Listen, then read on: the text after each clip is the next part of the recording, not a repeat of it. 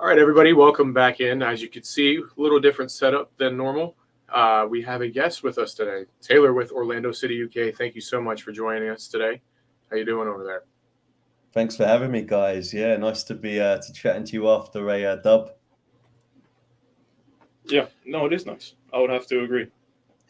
Unfortunately, not all of us can say that we have two dubs on the weekend. You're over in the UK. We support Premier League teams. Chelsea, an embarrassing loss. United, embarrassing loss. And Arsenal squeak it out with what I About don't even think should have been a pen, to be honest. One loss more embarrassing than the other. That's fair. Yeah. You know, 3-1 to a 10-man West Ham squad. all right, we're here to talk Orlando City and not the I got to losses. give you some shit for the amount of shit you gave me on Saturday. So I got one team. Say it again. The man's got a vent. it's facts. I got so much stick on Saturday, all for it to just Bryce isn't here. He was the one who was talking the most. So fair. But you also gave me some stick, so it goes both ways. So I had one team lose 3-1, but then I also had one win 3-1. Everything happened in the second half of that match.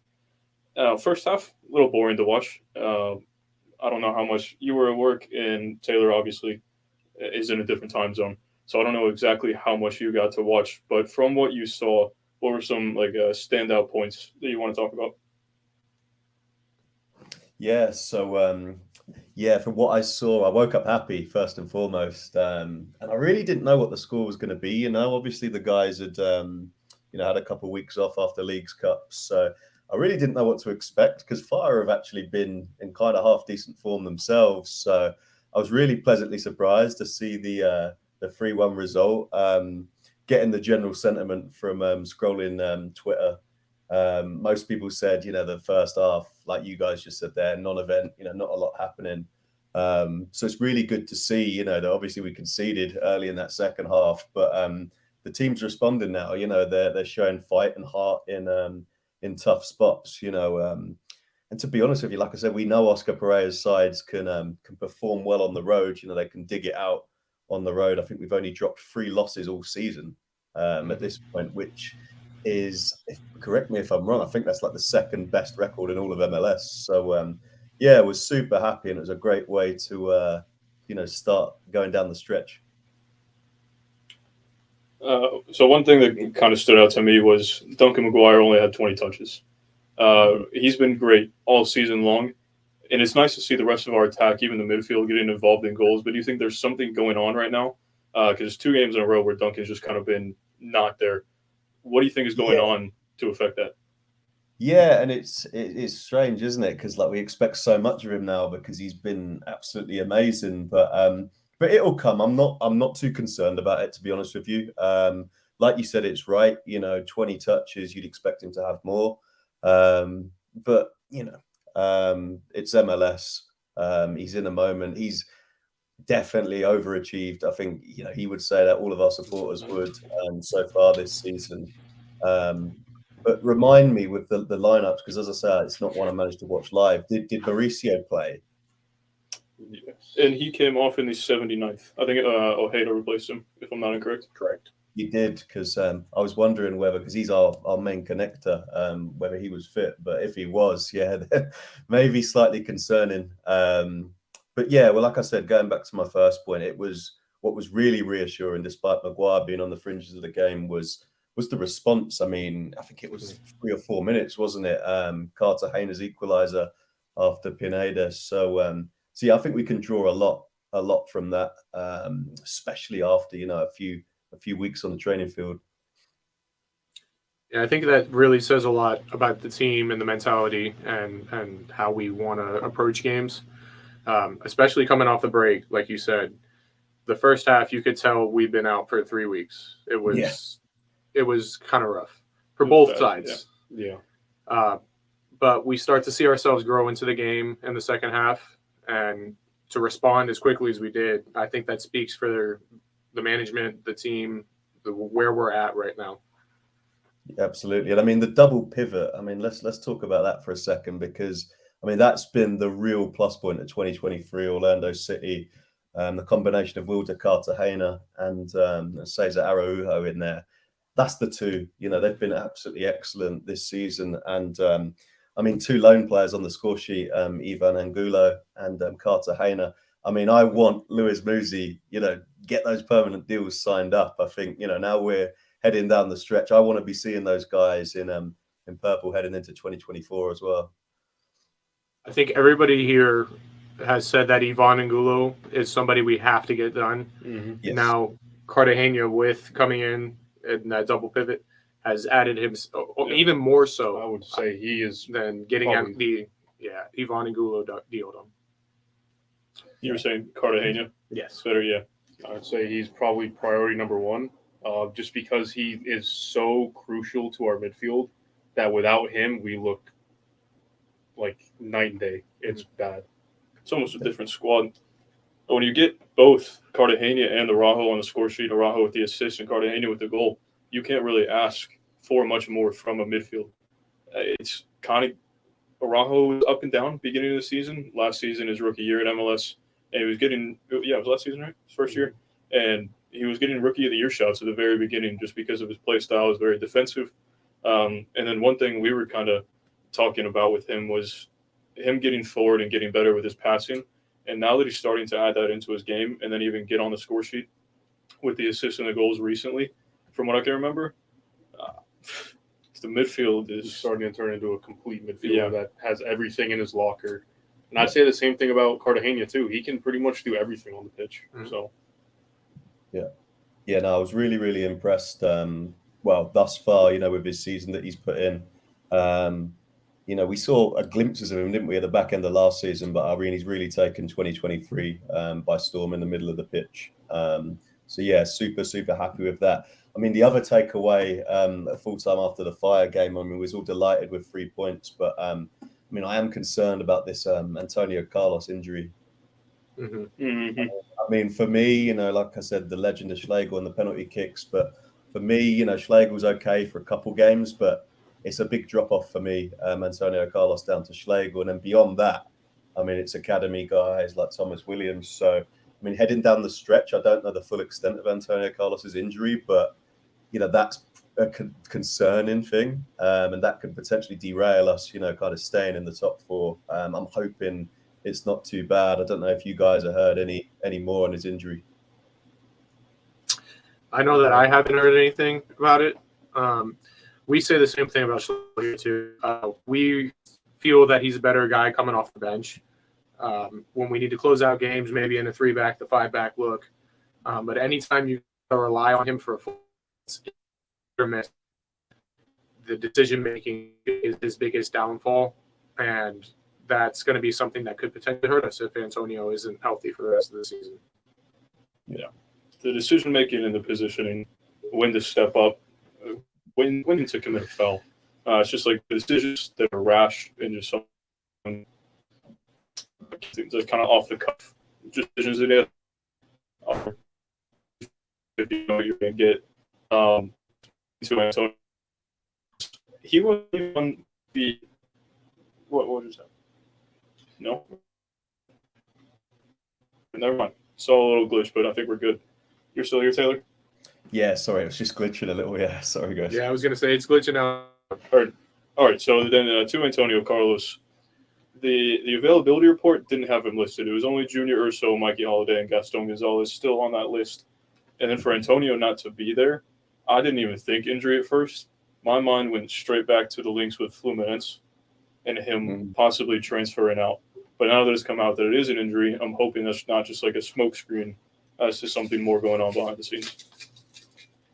Yeah, I mean, it was like a couple of months ago, wasn't it? The links about him going back to Brazil, and I mean, it really looked like he was going, didn't it? And then it's all gone quiet on that front since. So it sucks that he's injured, really, because I mean, everyone around the league, not just Orlando City supporters, knows how strong the Janssen Carlos partnership is. So Rodrigo, he's been in Orlando for a while now. He knows what's expected, but I don't think we can rely on him as much as we can with Carlos. I mean, we're here to pick the bones out of the game. He was rash on Pineda's opener for Fire at the weekend. We've seen the rashness in his game where Carlos is a bit more measured, has a bit more composure. So So yeah, that's something I'm waiting to check the MLS injury report and hoping for good news. Isn't it nice, though, as Orlando fans, to be able to sit here and talk about what we've got, though, now, not what we need? Like, we have a strong center back pairing. We're talking about a midfield that's a staple for us now. Like, we're starting to build a foundation here. We're starting to we built the foundation. Now we're starting to build up. Yep. So it's finally good to see these type of things happening. Now, obviously, depth is an issue for us still in certain areas, but then in other areas, we have tons of depth. So we're still figuring it out. But I think for our fan base in general, we should be very excited about what we built here and what we've got going for the future. Yeah. 100%. It's not going to be we're not going to be LAFC. Never going to be LAFC and spending however much money, whether legal or not, on Gareth Bale, Cifuentes, Dennis Bouanga, whoever. Yeah, what? People down below us as well. Oh, yeah, we're not going to be Inter Messi. But, the Wilfs came in, and I think that's changed a good amount. We've got a little more money. Not LAFC money, like I said, but enough to make it where we're competitive. I think we're currently in a home playoff spot, which helps us out tremendously in the long run. So if we can keep this momentum going, show players, hey, we're competing, we're going far in the playoffs, we're competing for a title, we just won an Open Cup. We can get a trophy if we want to each season. Will we? Maybe not as tough in the MLS, but if we can continue that and then show that we are that competitive club that will be there every season, I don't see reason to complain. Yeah, and I mean the irony of now being in the fourth spot, it's kind of where I and many other Orlando City supporters expected us to be for most of the season. The fact we've only kind of just got up there, it's taken longer than we all expected it to. But I mean, the huge thing is that this team hasn't given up on Oscar Pereira. Many supporters did earlier in the season, even me, and I'm a huge Pappy fan, but even me, I was kind of like, would this be better served going in a different direction? And since the Miami game, the league game, when we won down there, everything changed in terms of mentality and confidence and belief, and it's absolutely fantastic. So credit to the front office for kind of not firing, not letting the axe fall and sticking with Oscar, because he and his coaching staff, the Bazans and everyone, they've put in the hard yards on the training field, and we've seen it. I mean, I've got the season, the Wikipedia up now, and you look at the Reds, the defeats. It's only New England Revolution and Real Salt Lake over, since mid-May that we've lost. Yep. So, I mean, the team has completely turned it around. I've got to tell you guys, I saw something hilarious on, I don't know what the feature is called on MLS earlier, but not the power rankings, but something like that. And they were basically doing kind of each MLS team, like a kind of mid-season report. And for Orlando City, it was a couple of sentences because no one likes us and they don't really talk too much about us. And a couple of sentences said we're still kind of waiting for it to click. And it couldn't be further from the truth, honestly, because it has clicked, and we were so eager for it to click earlier in the season. But like I said, since that Miami game, it has clicked. And it's something none of us, you guys support English teams as well. No football, no soccer fan ever wants to hear it's going to take time for these guys to click. But it did for us. We did bring in a lot of players in the off season, and they just needed that time to gel. And we've seen it, fortunately. We're going to just take a quick pause, timeout. We're back again with another word from our friends over there at BetOnline. BetOnline is your number one source for all your betting needs. Get the latest odds, lines, and matchup reports for baseball, boxing, golf.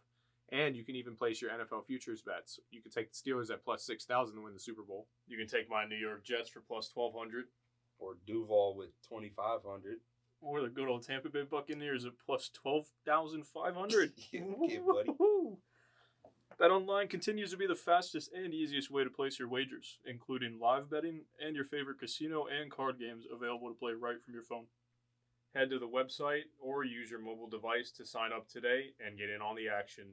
Remember to use our promo code BELIEVE for your 50% welcome bonus on your first deposit. Again, that's code BELIEVE, BLEAV, for your 50% welcome bonus on your first deposit. BetOnline, where the game starts. And yet again, as every episode, Owen, you still cannot bet online. But make sure everybody else that can, you check that link out. Use the 50% bonus welcome. Believe. Check it all out. Welcome bonus. Bonus welcome, welcome bonus, same thing, bud. Yeah, there's nothing like technical difficulties to help you run an ad, right? Hey, that's great. Think we were talking about Oscar Pereja, right? Turning the ship around. You were in the middle of your talking point there, Taylor, so we're going to let you continue. Yes, I mean, as I was kind of saying, so glad he's turned it around. I mean, he turned around the whole kind of losing culture with Orlando City, and like the tifo said at the beginning of this season, hungry for more. We were all hungry for more after that Open Cup win, and the early season was tough. Like I said, I'm a massive Pappy fan. Met him, he's such a great guy. He's brought me brilliant memories, and I really wanted him to steer the ship around. But it's the club over the head coach always. I want what's best for Orlando City. So right now I've kind of got both, and I'm so glad. We're looking at it, and we've dropped 2 games. Since middle of May, which is absolutely incredible considering the inconsistencies at the start of the season. Yeah, I could say that everybody in here agrees with your feelings at the beginning of the season. We all felt like it was probably time to move on from Poppy. We probably got a lot of shtick from it because of the Arsenal fan TV movement that started with the Wenger out. Everybody drew that conclusion that like we're just here to do the exact same thing, and we're pushing for Poppy out, and it's an agenda that we have to run. But we all said we really hope we get proved wrong because he is a great guy. We really like what he's done, and he's given us all some great memories that we haven't had as an Orlando City fan for a long time. So, so glad to see that he's turned it around. And like you said, the only 2 losses that we have, the only 2 red, are Philly and RSL, correct? New England, New England, RSL. New England, yeah. New England and RSL, which they're tough away games. So there's no shame in losing those ones, especially RSL. Altitude and a long away days. So we've really done ourselves proud. And I think watching the highlights, I think we still hold the second best road record in MLS East and West Conference. So that's a very good record to have. And since that Miami game, I think we've taken the 3rd most in the entire Eastern Conference points wise. The only 2 teams above us are Philly and RSL. We've climbed the table pretty well. So we were talking about that Miami game, and we talked about it going into it that this could be like a linchpin game for us. We could either see something happen here or we're going to stagnate.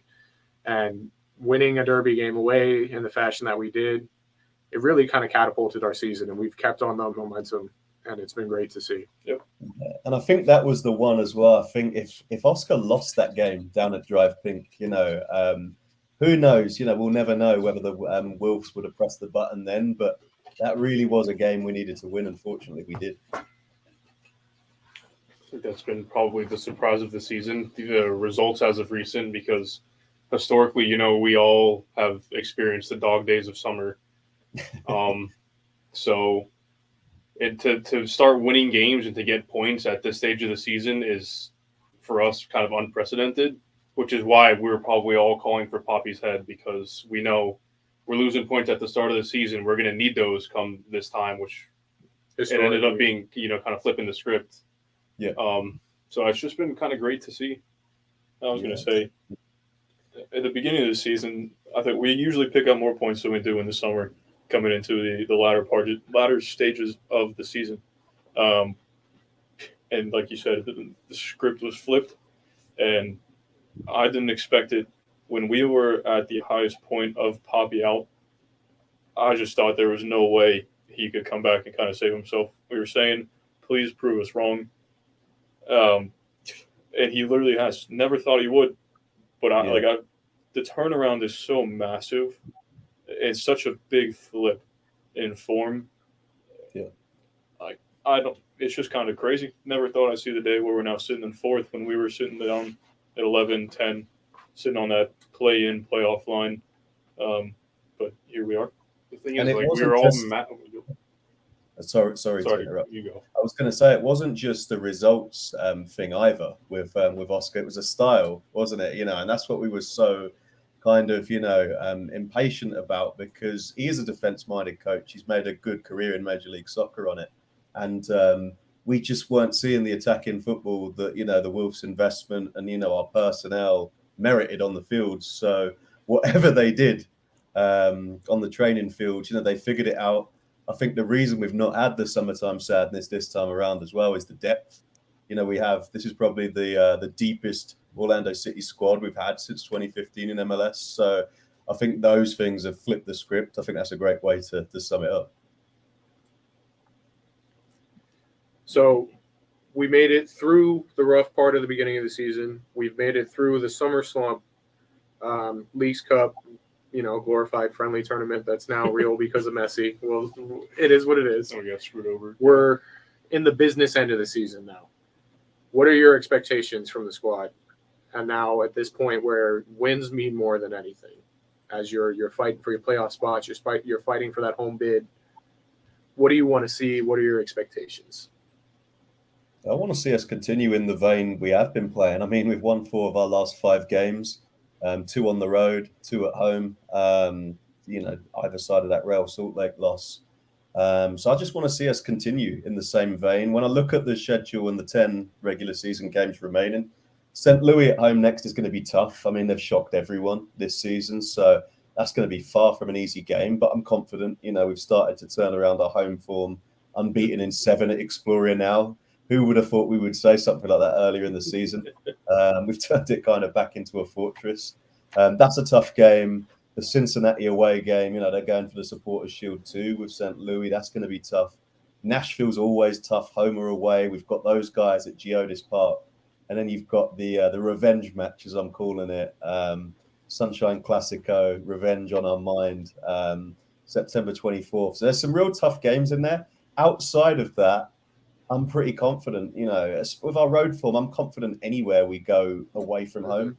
Our away form is probably stronger than our home form. So, but looking at it, that Nashville and Cincinnati away games, I think those are going to be the toughest.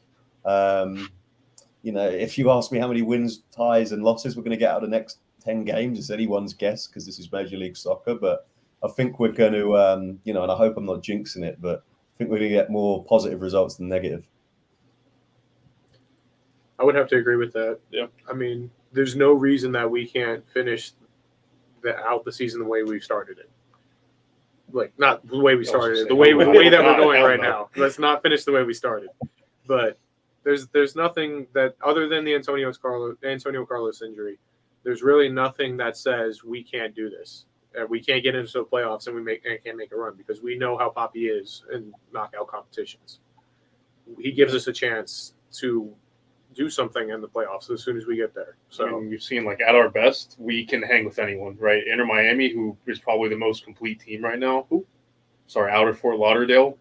A couple decisions go the way it's supposed to go, we come out of that game on top. So at our best, I don't think anyone really can hang with us. Yeah, the other games they just weren't mentioned, or maybe they were mentioned, but we got Charlotte away, and we're now on a 2-game losing streak to them, one in the Open Cup, and then early in the MLS season when we should have beat them, but we were horrific that match. And we also play NYCFC in Yankee Stadium, of course, fantastic. And then you did mention the Toronto match at the end of the season. We already beat them at home. Last game of the season, who knows what the table's going to look like. That's going to be one where we need to go into it. We got to win no matter what. It doesn't even matter if we already have our spot locked in. It's just a thing of, we're going into the playoffs after this. You need a win. You need to keep the ball rolling, keep the momentum going into the playoffs, and then carry that in and make a deep run. Yeah, definitely. And I mean, what we all hope for in this season is not the one and done.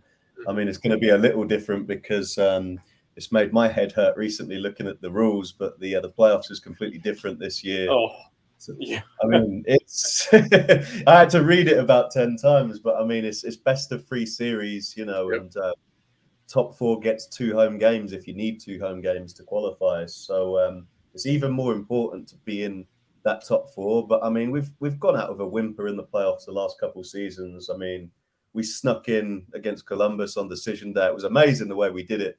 in typical, cardiac Kets fashion. But I want to be, I want us to have taken care of business way before decision day. But looking at the schedule is probably a good thing, and I hope this doesn't come back to bite me that it's TFC on decision day, because they've been a dumpster fire all season. So currently, the way that things stand in the table, if I'm not incorrect, 4, which is the spot that we're in, would play 5.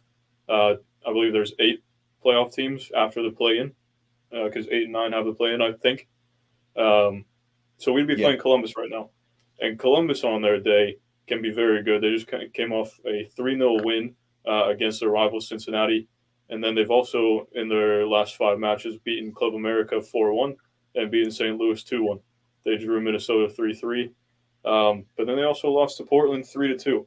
So you really got a mixed bag of things there, and it just depends on what comes out or on what team Columbus brings out. So, like you say, it's MLS. You don't really know what you're going to get. There's also not a whole lot separating us, who are in 4th, from Atlanta, who's in 7th right now, who's sitting on 38 points. We're on 40. So there's a lot of different options that we have in between there. Mm-hmm. Yeah, we have a game in hand on, New England and Philly have a game in hand on us, and we're 3 points back from New England, but level on points with Philly. So we're really not that far out of second place either, depending on how things go. And that game against New England towards the end of the season could actually end up being massive for us. Yeah, absolutely. And looking at it as well at the moment, we're 8 points clear of the play-in positions, so 8th and 9th. CF Montreal and Chicago Fire occupy those at the moment. Same games played. So that's a healthy number, a gap between us and those positions. Well, on the downside, there's a 5-point gap between 2nd and 7th. So it's going to be tough to get that home playoff spot. It will. And you just mentioned Columbus there. They lost Ryan. That's going to hurt any Major League Soccer side. Losing him, he was fantastic in his time over here. But they've just brought in Diego Rossi, and we all saw what he did at LAFC a few seasons back. So if it is Crew, it's going to be a very, very tough game. But looking at the sides, and there's very little to choose between them, we're going to have to bring our A game regardless who we play. There's not a lot to choose, as we well know, between these Eastern Conference teams. Were you going to say something? Yeah, we obviously, you were saying about Columbus, you don't know what you're going to get. The same can be said for us, because on our day we can beat anybody, but also on our worst day, we've seen us lose to Charlotte. We've seen us drop points. So it's just an MLS thing in general. These teams aren't as consistent as you would like them to be, so you never know. Even the best teams in the league, they show up on their worst day, they're beat by the worst teams. So Cincinnati and Columbus right there on the weekend. So yeah, there's that. And then going into the playoffs, I guess if you want to talk about it a little bit, the new playoff format, there's a lot of travel. You go home, away, home. If we end up playing Columbus, it's not the longest flight, but it's not a short flight either, going from Ohio back down to Florida. If we end up somewhere else, even farther up north, New England is a little bit farther up north. That might be the farthest that we would have to travel. But that's still the longest flight in the UK is probably like hour. Yeah, no, absolutely. The distances are crazy. Honestly, like I said, you guys are in the middle of the Central Florida summer over there at the moment. I don't know how the guys play in this heat, let alone combine the travels. So yeah.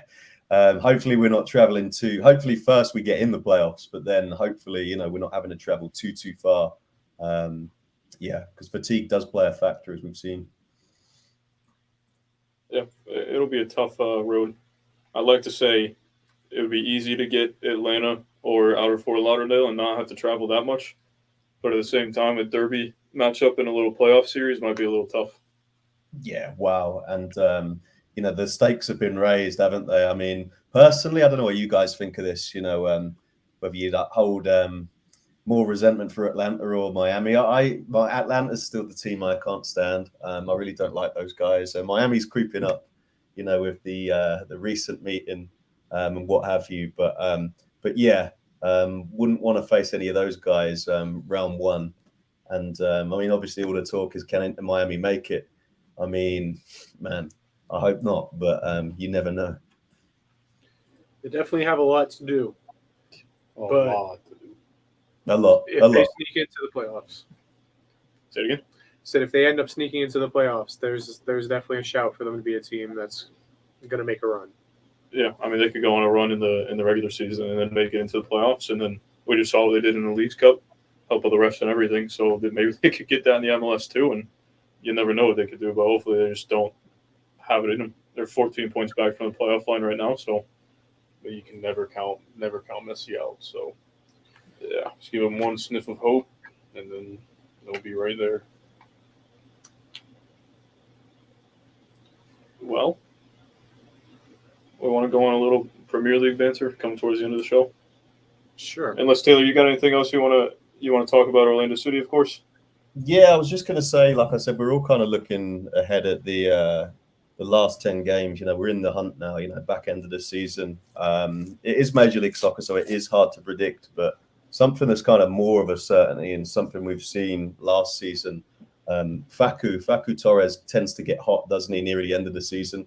You know, he's not been in Orlando many years, but he kind of starts the season, you know, slow, gets into it, and then really hits his groove heading into the latter part of the season. So, I mean, his penalty. Let's just take a minute to talk about his spot kick at Fire as well. I mean, that man is ice cold from 12 yards, isn't he? I mean, I remember when we signed him from Peñarol. There were South American supporters saying, you know, he doesn't take PKs. You know, he's not really that confident. He's not the guy to step up for them in that regard. But I mean, since he's taken over the duties, I don't think he's missed one, right? I think he's scored every single one. So I'm really looking forward to seeing what he can do in these 10 games that remain. I mean, he's put the side on his back in the Open Cup final last season.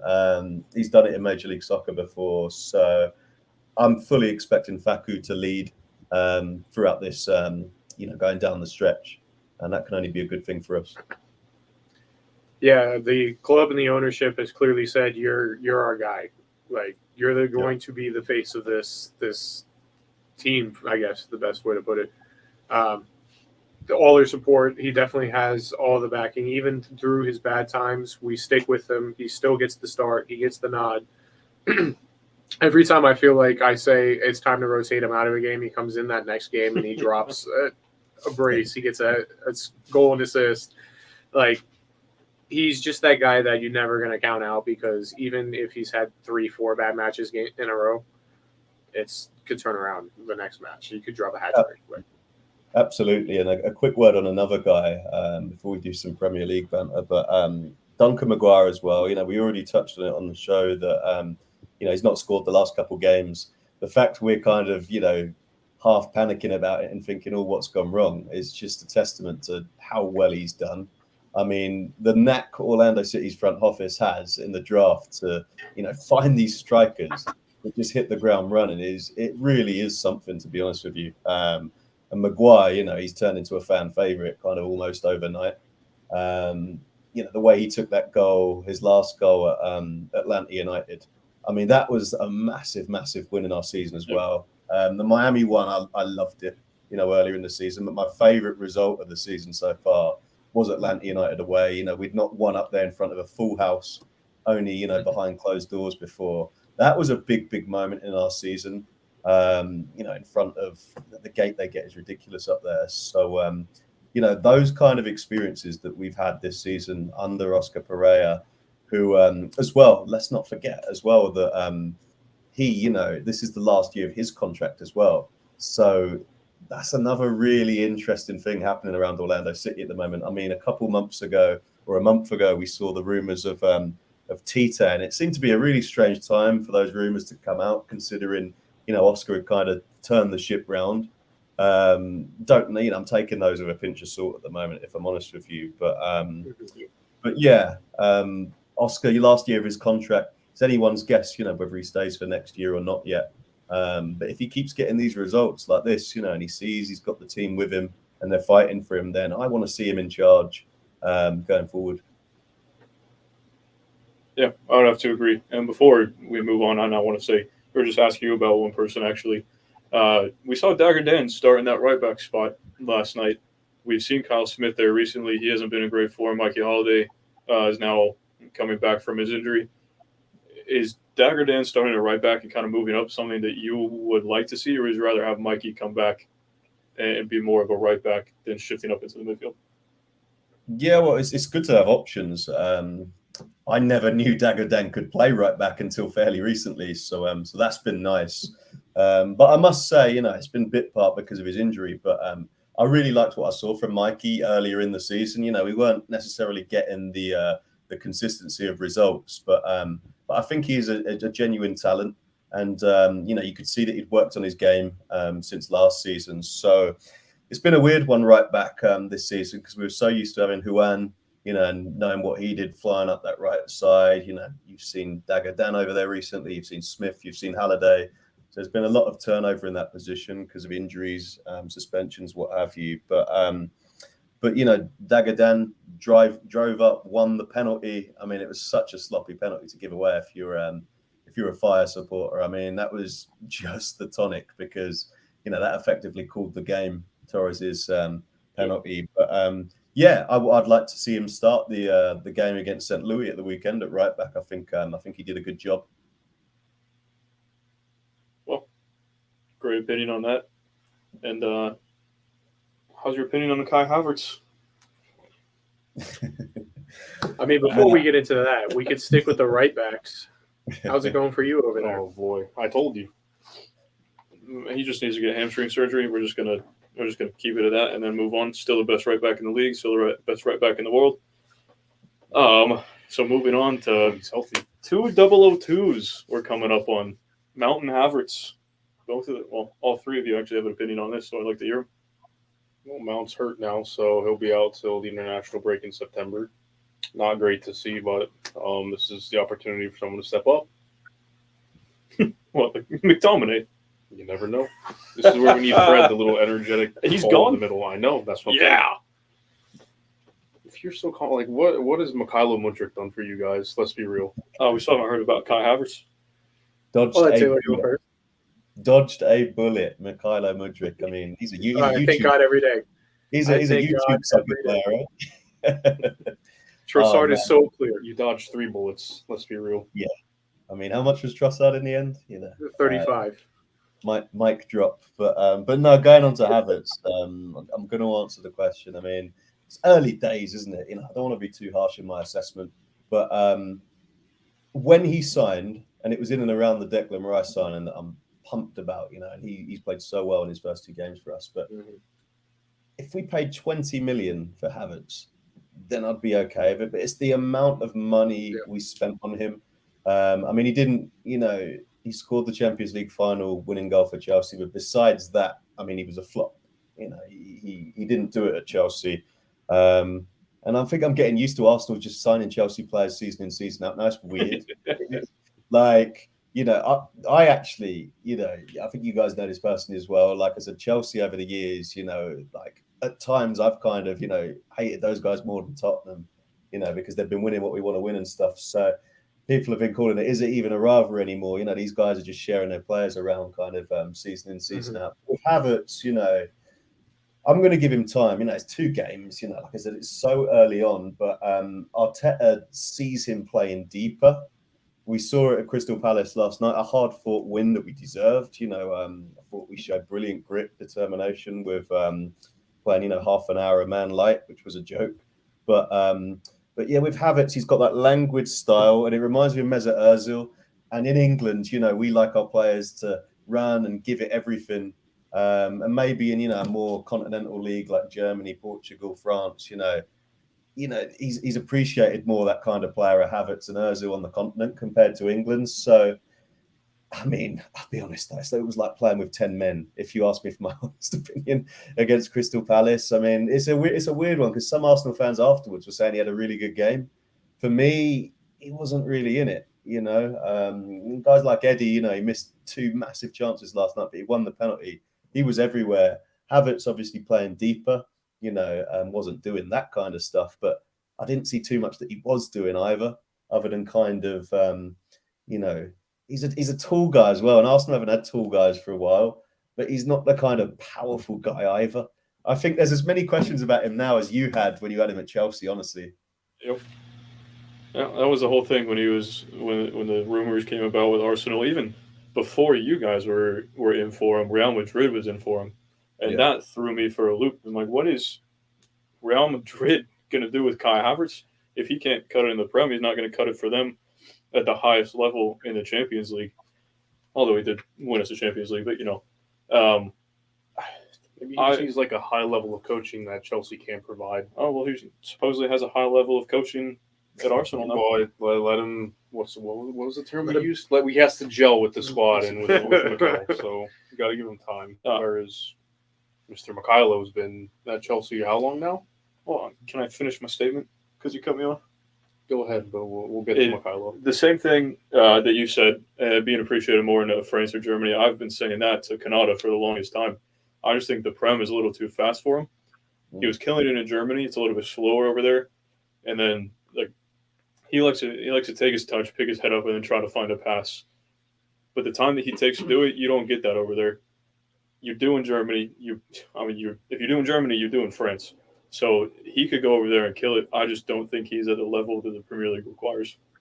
Yeah, and that's exactly it. You've just hit the nail on the head there. He slows the game down, and maybe that'll actually be a good thing for us going forward. Like I said, the sample size is 2 games right now, but when you've got like the electricity of Martinelli and Saka, and people like Trossard, ambidextrous, 2-footed, coming off the bench, he's in that attacker role. He's the only one who slows it down. And maybe that's why, Arteta sees him playing a deeper role going forward. But yeah, he's got to win me over, shall we say, Mr. Kai Havertz. Yeah, definitely the price tag is a big problem. Crazy. Crazy price. Chelsea must have been, when we put that bid through, Chelsea must have thought like, huh? What? Yeah, is there a where do we sign? Yeah, where do we sign? Exactly. I do want to ask, while we're chatting Premier League here, I do want to ask, what do you make of Chelsea's spending in the last year? Because this is ridiculous. This is unprecedented in England. Like, honestly, I really want to know. No, it's a lot of spending, and football has kind of been ruined by the money. City's been part of it. We've been part of it. PSG's been part of it. Arsenal, United, you guys have spent a lot too. Yeah. We go off and we also sell £250 million, euros, dollars, whatever it is. So in the almost £1 billion that we've spent, if we just got 250 mil this summer, then you're offset. The net spend for Chelsea has been less than both of your clubs combined in the summer and winter. So yeah, we're spending a lot. We're also producing academy products every year, selling those kids. No, Matt's not a kid anymore, but you got that. We just let Lewis Hall go to Newcastle on loan. We still have Ian Matson in the squad. We had a Chalobah go. We have a Chalobah there still in the squad. And there's so many others that we've sold for good money that, yeah, we're spending a lot, but we're also justifying it by selling a good amount and making that money back. Yeah, no, I hear you. Is it too much turnover though? And there's 2 questions. Is it too much turnover? You say yes. And with so many players to gel, despite making the money back, good money, we just said 65 million Havertz, you can't turn that down. What is the expectation for the remainder of the season? Like I said, it's early days, but with no European football, what is the Chelsea ambition this season? It is top 4. I can't remember exactly what I said to these 2, but if we don't make Champions League, it is not good. But now we've had Badiashiel's out, Chukwuemeka's been hurt, and Kunku got hurt, and there were 3. We have 6 people out. So as much as we have spent, and you could say we have all this depth, you still have to gel. And with this much turnover, at this point, it's not looking like it's going to go great. 3-1 away at West Ham. It's not great, though. I want it to be better, obviously, yes. But I really don't know at this point what we're going to get. Enzo Fernandez is world class. I think Nkunku could be up there as world class. But when you just Caicedo, he had a blinder. Oh, I forgot about that. No, Enzo, okay, he missed a pen. Calm down. World class till you get to the spot. And Nicholas Jackson. I did laugh. I did laugh at Caicedo's lunge. Come on. You know, I know he hadn't played a game in something like, it was like 60 days, you know, stretching back to last season or something. But Yeah, come on, played a competitive there match was in a while. not the space to lunge in there. I mean, what I will say, like I said, it's very hard for me being complimentary of Chelsea or Spurs, but what I will say, despite the result, you could see that, you know, Chelsea were kind of onto something. If the penalty goes in, it's a completely different game. Yep. That kind of gave them belief. So I think you have a good manager in Pochettino to figure it all out. You know, Potter wasn't the one for sure. You know, I don't doubt that. So yeah, and I think you guys about European football will figure it out fairly soon. You got a great game to play yourself back into form in Luton. Luton is actually a tiny town, not too far from where I was born. And honestly, you guys might not know a lot about Luton at all, but the fact they're in the Premier League is like a dream. They're the only side within England that's gone all the way up the pyramid from bottom to top. It's a fairy tale. So, you know, their squad it's a lower championship squad, honestly, in the Premier League. So, you know, that will likely give you your first 3 points of the season. Knock on wood, please. Stop it. You guys are 100% getting 3 points. I've grilled Chelsea on this Premier League, so I want to grill Man United now. And I want to ask a midfield combination of Mason Mount, Casemiro, and Bruno Fernandes looks great on paper. Now 2 games in, we're seeing that Casemiro has been left in acres and acres of space. And he can't cover the ground. Is that something Man United are going to fix in the, what have we got, like a fortnight until the window shuts? As much as I want them to, it's not looking likely that they do. I feel like our best option would have been to keep Fred and have him play the role that Mount would have. Just have him be like that box to box that covers that space, because the one thing he does provide is energy in the midfield, which I feel like is the main thing that we're lacking in there. But with Mount going out injured, I have no idea how we're going to move in the transfer market, what we're looking for. I know we were linked with, I think it was Amrabat. Yeah. So it really all just depends on what the Glazers decide to do. Yeah. They're keeping the club now, right? I would like to say no, but who knows at this point. I've seen yes, no, maybe so. Yeah. There's a whole mess. It's kind of the same thing with Havertz over. Well, not even close to the same thing, actually.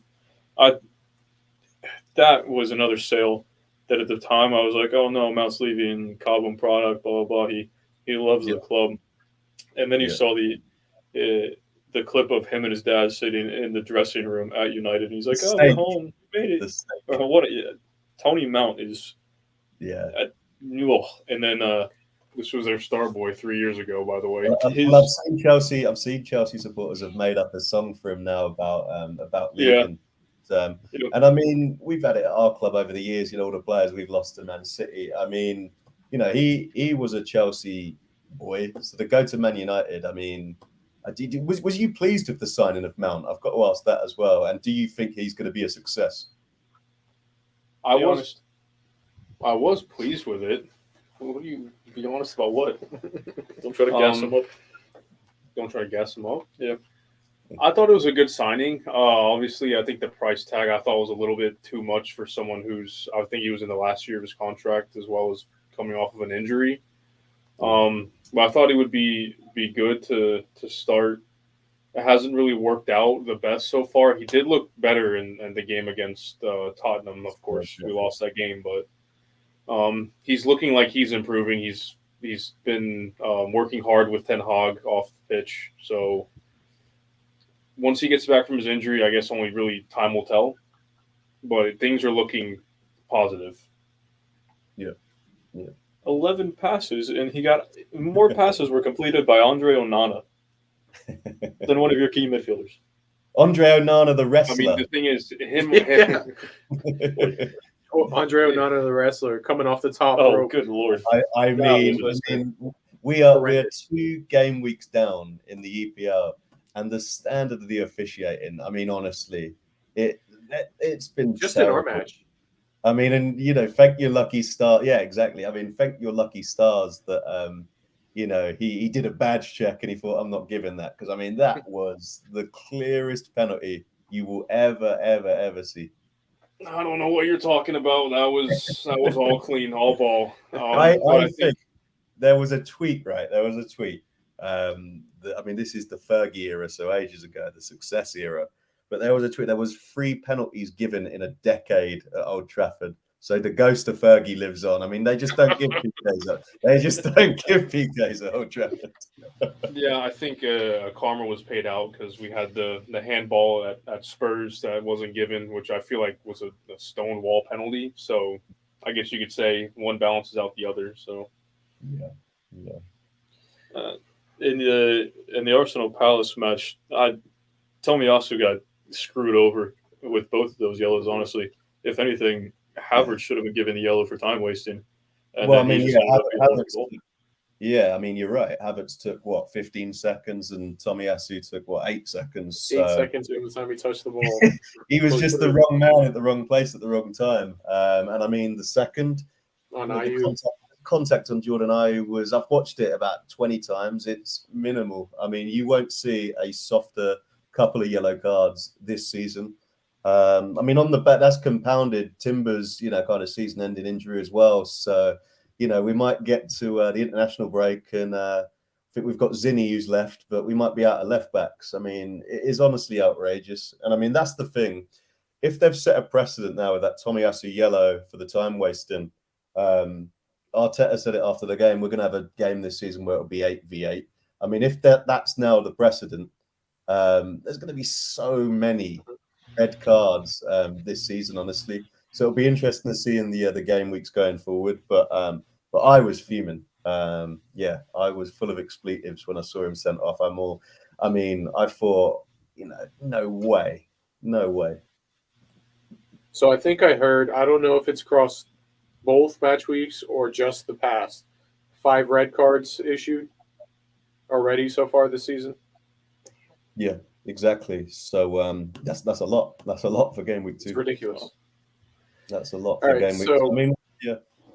I was going to say, you asked him about his title expectations or finish and stuff like that. So I want to ask Dave, and I also want to ask you, what are your expectations on United and Arsenal, Dave? The Arsenal expectations, I mean, last season was beyond any of our wildest dreams. Top 4 was the aim.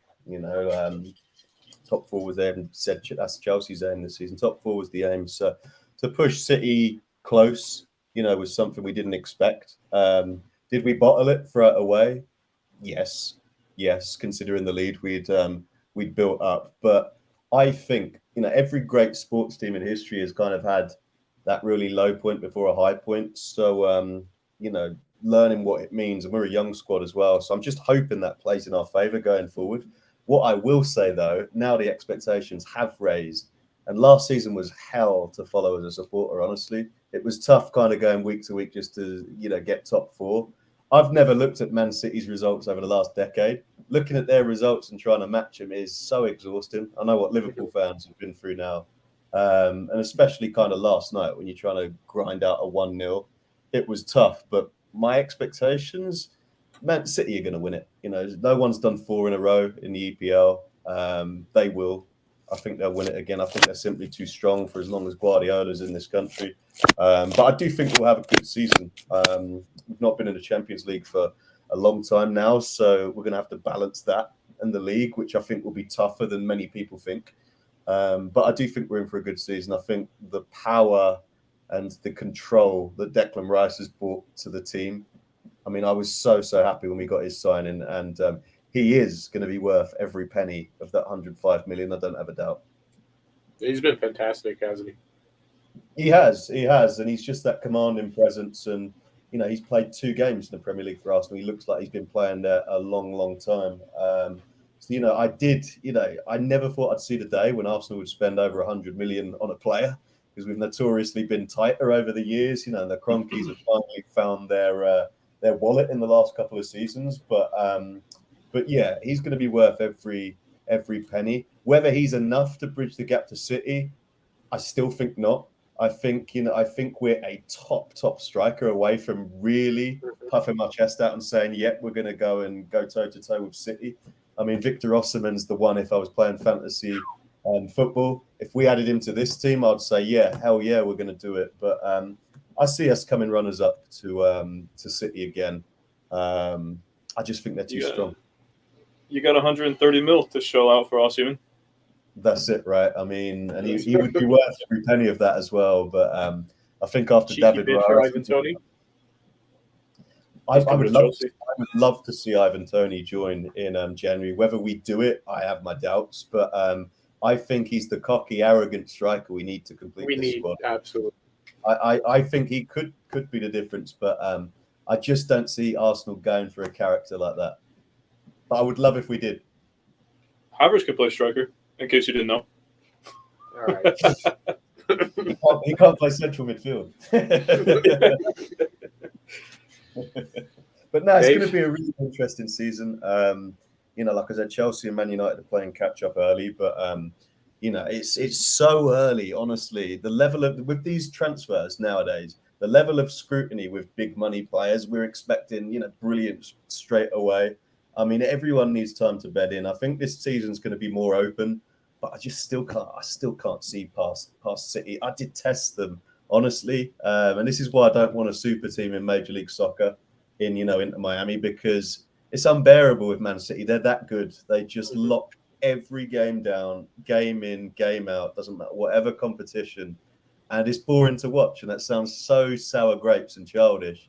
But for everyone else other than them, it's just mechanical. They're robotic, honestly. Yeah. For United, I don't see a way past the Avengers right now. I think they're going to win the title again. Realistically, the standard should be right now top 3 with Arsenal coming off the season that they did. It's going to be tough, though, because you see teams like Newcastle, like Liverpool, like Chelsea that are bringing their standards up as well. And I feel like we're still playing catch up with Arsenal and City. Yeah, I wonder with you guys whether Højlund is going to be that guy. I mean, it's such a big fee though, and he's such a young guy. But you never know. You never know. He could be exactly what you need to shift Rashford back out to the left. Ideally, yeah, but with the injury that he has, where he'll only be able to play once a week, that's kind of concerning.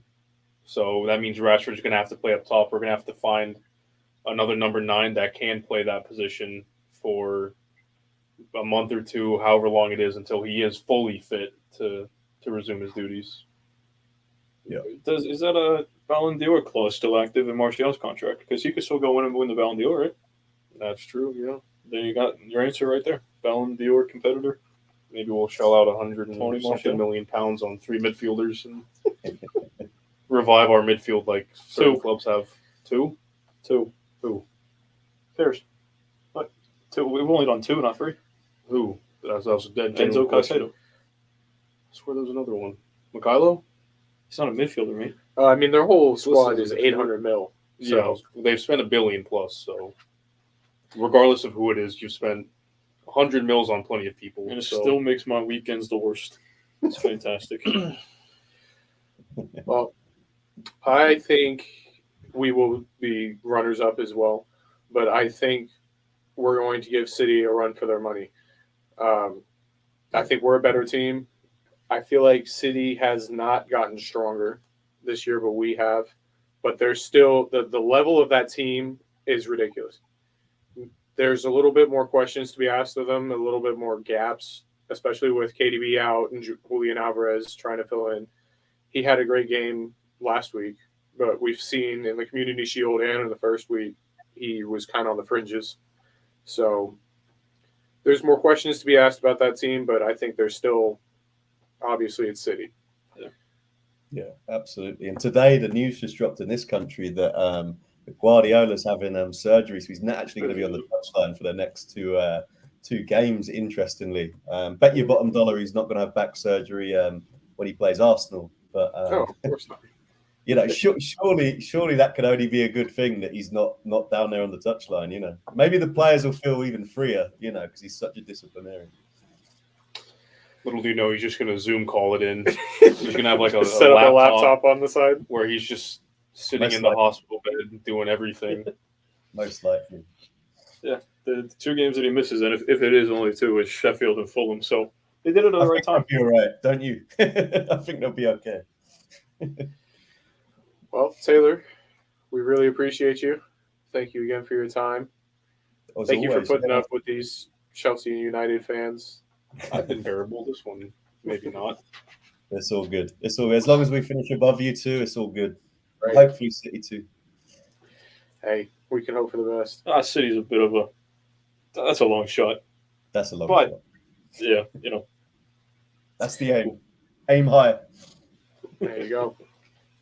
Well, we hope you guys have enjoyed what you've heard here. Make sure you leave a like, hit that subscribe button. We are trying to reach 500 subscribers by the end of the season. Make sure you check out all of Taylor's content over there on Twitter, Instagram, all that stuff. Do you want to plug any of your thumbnails and usernames? Thumbnails. I'll plug them. Yeah, no, for sure. So get ready for our stats previews that we do ahead of every Orlando City game. So 10 games left to go. You can check all of those out at weareorlandocityuk.com. And if you want to follow us on Twitter, we are at Orlando_CityUK. Awesome. And then you can check us out on Instagram at OCFanTV, on Twitter at OCFanTV22, TikTok, same thing, OCFanTV. We're on Threads, Facebook. We're out there. We're out there. You're out Go there. ahead, make sure you check the Patreon stuff. If you've liked the Premier League content, we do a lot of that stuff on there. So make sure you hit that $3 a month. Gets you access to all of our content, fan reacts that are unedited. So there's all kinds of other stuff in there that you guys don't get to see. Join our Discord if you haven't already. Links in there, 100% free. Whole bunch of Orlando City fans in there for you guys to communicate, talk with. Whole bunch of banter goes on in there. So, but yeah, also thanks again to Bet Online for sponsoring this episode. Make sure you guys check that code out. Believe, BLEAV, for your 50% welcome bonus. I said it right that time. Welcome. Welcome deposit Bonus bonus deposit welcome. But yeah, we'll catch you guys on the next one. Thank you, Taylor. Thanks, Thank you. guys.